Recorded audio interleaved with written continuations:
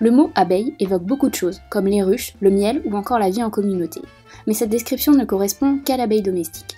La plupart des abeilles sont ce qu'on appelle des abeilles sauvages et sont souvent solitaires. Il y a par exemple l'abeille charpentière ou encore l'osmie. Elles sont en tout plus de 900 espèces en France et font partie des pollinisateurs sauvages qui nidifient dans des endroits variés et ne font pas de miel.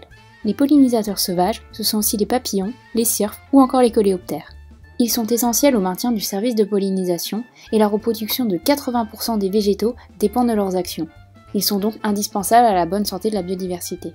Cependant, leur avenir est fortement compromis. Alors que nous sommes de plus en plus nombreux à installer des ruches, elles ne viennent en aide qu'aux abeilles domestiques qui empiètent sur le territoire des abeilles sauvages.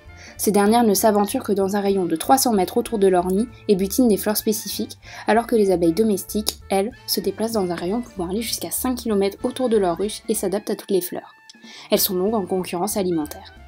En croyant bien faire, nous sommes en train de créer un déséquilibre qui s'ajoute aux menaces déjà connues, comme l'utilisation massive de pesticides ou encore l'urbanisation croissante.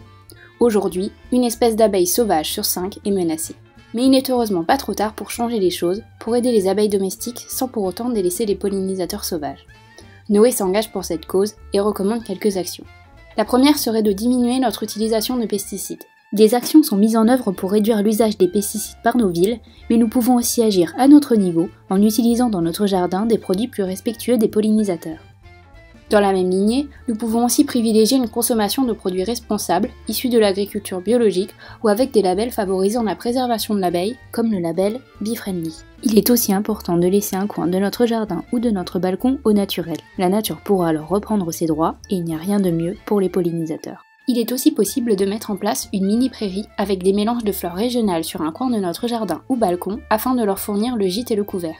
Par ailleurs, les pollinisateurs sauvages ne vivant donc pas dans des ruches, nous pouvons les aider en leur construisant des hôtels à insectes adaptés ou encore en leur aménageant des zones d'accueil.